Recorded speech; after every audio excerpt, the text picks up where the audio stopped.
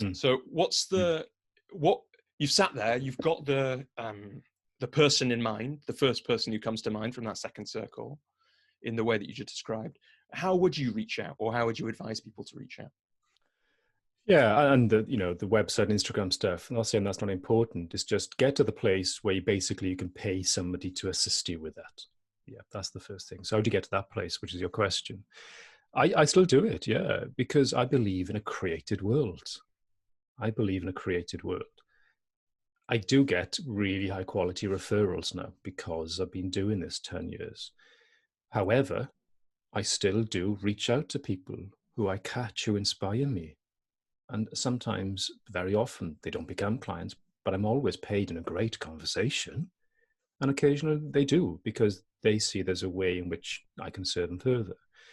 That reach out question you've asked is a great one because that approach you can create if you stick with it and work through your resistance and work through your edge and reach out to people who maybe scare you a little bit. If you keep on doing that consistently, you will have the practice of your dreams. I use various forms. I use some tech now, more recently called loom.com, Loom.com. It's the same in regards to recording a video, uploading it to an unlisted YouTube link, and then sending the YouTube link. But it's quicker, it's easier, and you get an email when somebody's watched your video. So you can send a private link to a private video to somebody that's a reach out video.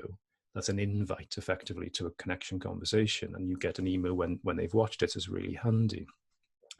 And then what to say in that video. I can give some guidance for sure. I would keep it brief. I would call out what you've seen, and it has to be from the heart. It has to be authentic. It has to be real. It can't be trickery or anything in this because it'll just be seen through. I mean, not seen through.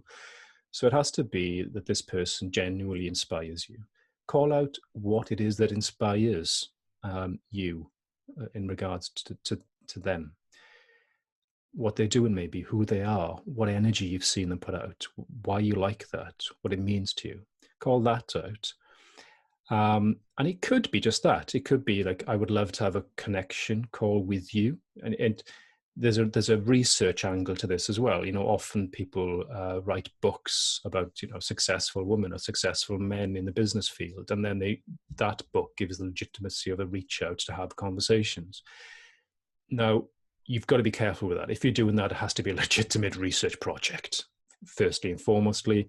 If it leads on to growing your network and developing your network, which possibly might lead on to clients, then that's secondary. It has to be secondary. So the research project has to be authentic.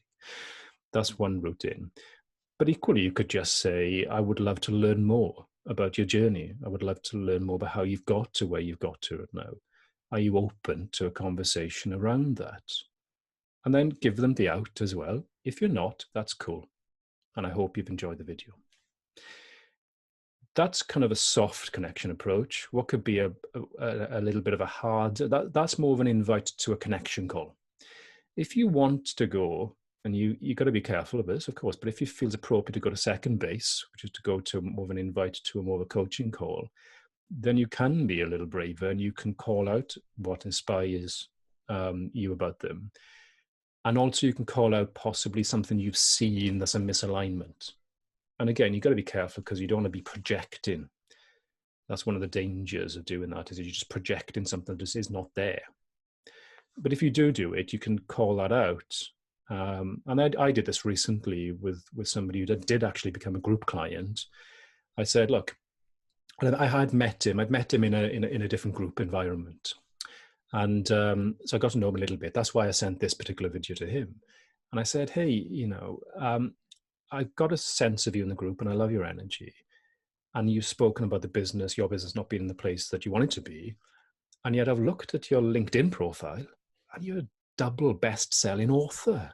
And you've got all of this experience in hypnotherapy. You're an award-winning hypnotherapist. And there's a misalignment here. And it's bugging me. Possibly, it may be to do with the transition from hypnotherapy to professional coaching. I don't know enough to say that, but maybe I'm seeing that. if you'd love a conversation around this, then I'd love to give you the time. I'd love to give you the hour. Let me know. If not, that's cool as well. And within 5 minutes, I had a response that said, yeah, you're spot on, and I'd love a conversation. And what I love about both those is they're a gift in themselves, right? And it's interesting. People, so what I've noticed is there's sometimes when people are trying to get into this space of reaching out, you know, those either for something like the connection piece or an invitation in some way, it feels very difficult. There's a vulnerability to it, and that's real. And there's a fear of rejection to it. And for some of us, that's kind of deep and part of our stories. And so that's real. And one of the mindset shifts that really helped for me was getting into that space, you know, that thing. And like you said, it's got to be from the heart. But if you give people, you say, look, actually, I was just thinking about the people that I know, and I thought of you because you inspire me, and here's why. And like you say, tell them from the heart. Then what a beautiful message that is to receive. And similarly, actually, the way you talked about, I get that it's a bit bolder with that guy, but actually what you were giving him was this gift, you know, was the option, at least for a gift, which is, I've forgotten how big I am, basically. You know, big, I don't mean that in a kind of celebrity way. Like, I've forgotten that I've got this inside me, this double best-selling author bit, and you show him that. And it sounds from the story like there was a misalignment there. And yeah, it could have been that transition, but what a gift in and of itself. And, you know, that's a great, for those people when, well, any of us, when we're struggling with something, it's like, make the thing in itself worth it.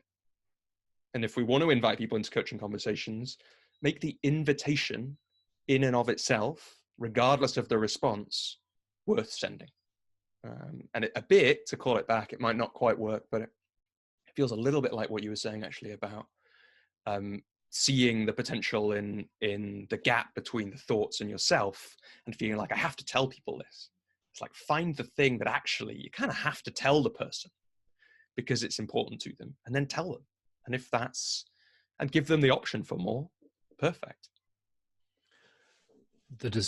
Absolutely. The distinction you've drawn out there, Robbie, is the distinction that an invite to a conversation is a gift to that person, not a request for yourself. That's the distinction. And when coaches get into the second mindset and feel that they are asking, effectively in their head, what it is, they're asking for somebody to be a client. That's why they don't reach out, because nobody wants to do that. That's such, you know, that's needy. The first mindset is completely different. It's whereby the invite is the gift, and as with all gifts, the person can accept it, or they can say no, thank you. But that's not our work. That's their work. Our work is simply to, where we see that there are gifts that we can offer, to offer them. That's it.